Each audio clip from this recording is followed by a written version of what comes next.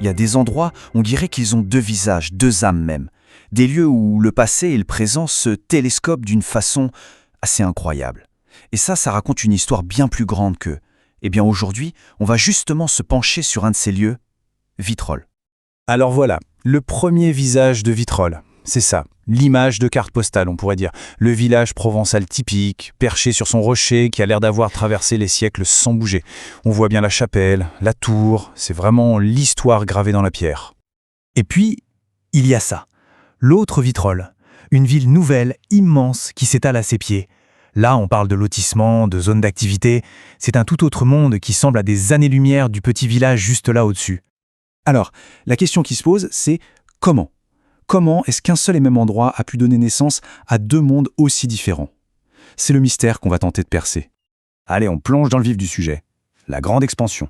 Comment on est passé d'un village tranquille à une ville nouvelle en pleine ébullition ? Tout part d'une transformation, mais alors une transformation radicale, une vraie explosion qui va tout changer. Il faut s'imaginer que pendant plus de 1000 ans, Vitrolles, c'était le calme plat. Vraiment. Son histoire, c'est celle d'un tout petit village qui n'a quasiment pas changé entre le Moyen-Âge et les années 1950. D'ailleurs, à cette époque, sa population commençait même à baisser un peu. Et là, d'un coup, c'est l'explosion. Ce graphique, il est juste fou. En même pas 40 ans, la population a été multipliée par 14. C'est absolument énorme. Une croissance fulgurante. Vraiment l'une des plus rapides de toute la France à cette période. Alors, pourquoi un tel boom ? Qu'est-ce qui a bien pu provoquer ça ? En fait, c'est un cocktail de plusieurs facteurs très puissants. D'abord, il y a l'économie. Le port de Marseille et Fos-sur-Mer qui s'agrandit, ça attire des industries. Ensuite, une décision politique majeure. L'État décide de faire de Vitrolles une ville nouvelle. Et enfin, il y a l'arrivée de beaucoup de nouvelles personnes, notamment les rapatriés d'Algérie. Mettez tout ça ensemble et le petit village se transforme en un véritable pôle d'attraction. Et le résultat, eh bien, le voilà. Ces deux images, l'une à côté de l'autre, elles résument tout, non ? D'un côté, le rocher, le témoin des siècles, et de l'autre, la ville nouvelle, sortie de terre en un temps record. Deux mondes, mais une seule et même ville. Bon, évidemment, une croissance aussi rapide, ça ne se fait pas sans créer quelques tensions. Et dans les années 90, Vitrolles va se retrouver propulsé sur la scène nationale, sous les feux des projecteurs, pour des raisons politiques. Ça va devenir une sorte de laboratoire à ciel ouvert. Le moment clé, c'est 1997, l'élection de Catherine Maigret du Front National à la mairie. L'impact est immense. Imaginez, une mairie d'extrême droite qui prend les rênes d'une ville nouvelle.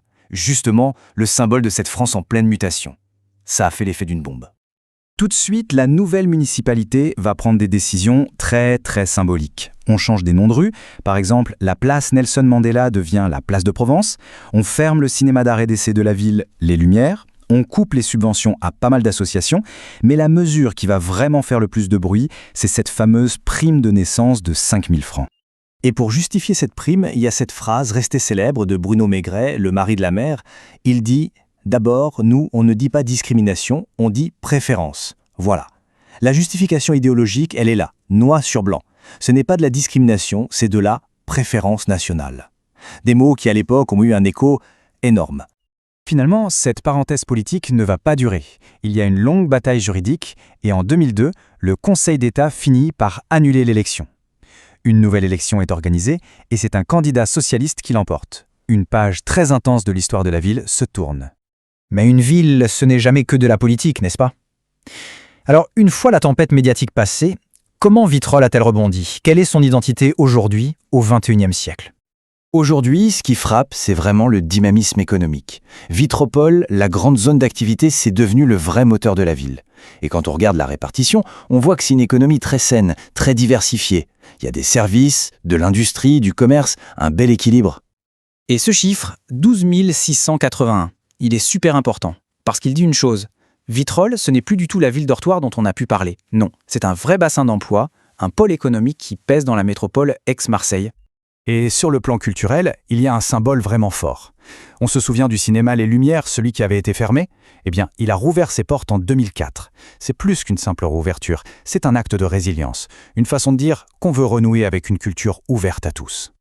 D'ailleurs, la scène culturelle aujourd'hui, elle est loin d'être anecdotique. On a des festivals de jazz, de reggae, des événements autour du Rocher, et même un festival de romans policiers. Bref, une offre super riche et variée, on est très loin de l'image du désert culturel. Alors, au final, qu'est-ce qu'on retient de cette histoire un peu folle ? En quoi est-ce que le cas de Vitrolles peut nous parler de choses qui la dépassent ? En fait, le point central, c'est peut-être que Vitrolles, c'est un peu la France en miniature, en accéléré. Son histoire, elle concentre toutes les grandes transformations du pays.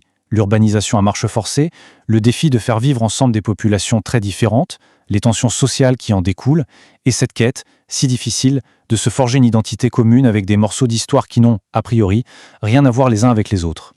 Et ça nous laisse avec cette question, pour finir. Est-ce que Vitrolles est juste une exception, une anomalie française? Ou est-ce que c'est au contraire une sorte de miroir grossissant des défis qui sont face à nous tous, un peu partout? Ce défi de construire du commun quand tout semble nous séparer, de faire dialoguer le poids du passé et les promesses de l'avenir dans un seul et même endroit.